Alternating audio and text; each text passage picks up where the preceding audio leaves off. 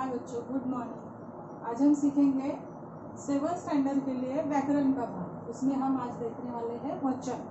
वचन किसे कहते हैं ये हम देखने वाले हैं। 7th स्टैंडर्ड तीसरा पार्ट जो दादी माँ का परिवार है उसमें से हमारा लास्ट वाला जो क्वेश्चन है भाषा की ओर, उसमें से ये वचन किसे कहते हैं ये हमें सीखना है। तो वचन किसे कहेंगे? शब्द के जिस रूप से संज्ञा की संख्या का बोध होता है उसे वचन कहते हैं। और वचन के दो प्रकार होते हैं। संज्ञा तो हमें पता है किसे कहते हैं, किसी वस्तु, पशु पक्षी या फिर प्राणी या फिर किसी स्थान को जो नाम दिया जाता है उसे हम कहते हैं संज्ञा। तो उसी संख्या का संख्या कितनी है इसका जो बोध कराते हैं उन शब्दों को हम कहेंगे वचन। और उन्हीं वचन के दो प्रकार होते हैं।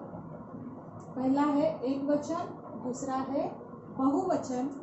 बहुवचन को ही हम अनेक वचन कहते हैं। अब देखेंगे एक वचन की व्याख्या। एक वचन किसे कहते हैं? किसी भी एक व्यक्ति, वस्तु या फिर स्थान का बोध कराने वाले शब्द को एक वचन कहते हैं। किसी एक ही वस्तु का, एक ही स्थान का या फिर एक ही व्यक्ति का बोध कराने वाले शब्द को हम कहते हैं एक वचन। फॉर एग्जाम्पल थैली, पंखा, दीवार, राजा, बहू, रोटी, भेड़िया आदि। आदि का मतलब होता है एक्सेट्रा, इत्यादि। अब दूसरा है हमारा बहुवचन। बहुवचन को ही हम क्या कहेंगे? अनेक वचन। तो अनेक वचन की डेफिनेशन क्या है? अनेक व्यक्ति, वस्तुएं या स्थानों का बोध कराने वाले शब्द को बहुवचन कहते हैं। अब एक से ज्यादा संख्याओं का बोध कराने वाले शब्द को हम कहते हैं बहुवचन या फिर अनेक वचन। फॉर एग्जाम्पल थैलियाँ, पंखे, दीवारें, राजा, बहुएं, रोटियां, भेड़िए आदि। एक वचन किसे कहते हैं? किसी एक ही व्यक्ति, वस्तु या स्थान का बोध कराने वाले शब्द को क्या कहते हैं? एक वचन। अनेक से ज्यादा व्यक्ति, वस्तुएं, स्थानों का बोध कराने वाले शब्द को कहते हैं बहुवचन।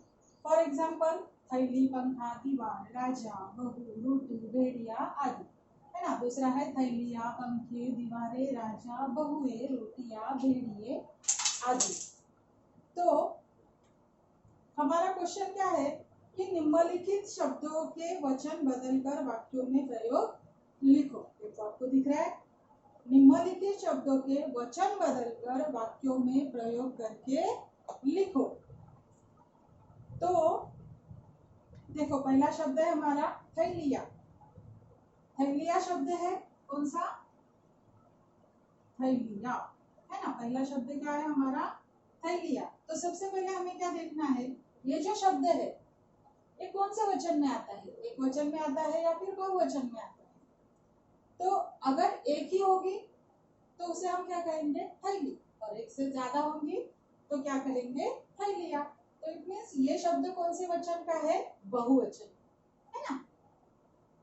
अब है दूसरा शब्द पंखा। दूसरा शब्द कौन सा है हमारा? पंखा। पंखा, एक वस्तु को हम एक वचन कहते हैं। ये पंखा एक है इसीलिए हमने क्या कहा? पंखा। अगर अनेक होते तो हम कहते पंखे, इसलिए ये शब्द कौन सा है? एक वचन। एक वचन का। इससे हमें क्या समझ में आता है? यहाँ पर दिया है थैलिया, तो इसका वचन बदलकर हमें क्या लिखना है? थैली। यह है पंखा, ये कौन सा है? एक वचन। इसका हमें करना है बहुवचन। वचन बदल कर लिखना है ना, इसलिए इसका लिखना है हमें अनेक वचन। पंखा, पंखे। तीसरा शब्द है हमारा दीवार। एक है उसे एक वचन कहेंगे। दीवारें, ये हो गई अनेक वचन। राजा, राजा को हम राजा ही कहेंगे, एक वचन में हो या फिर अनेक वचन में। ठीक है, ये आपको अच्छे से समझ में आ गया। जैसे कि देखो, एक थैली, अनेक थैलियां। एक है तो हमने क्या कहा? थैली। अनेक है, एक से ज्यादा है तो हमने क्या कहा? थैलियां। एक पंखा, अनेक पंखे, एक दीवार, अनेक दीवारें, एक राजा, अनेक राजा। राजा ये नहीं है, राजा ही कहा है वहां पर।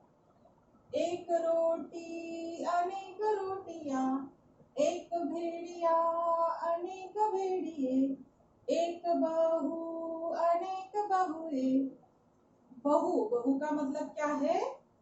मराठीत त्याला आपण सूनबाई म्हणतो. सासूची जी सून असते त्याला हिंदीमध्ये काय म्हणतात? बहू. एक बहू अनेक बहुए।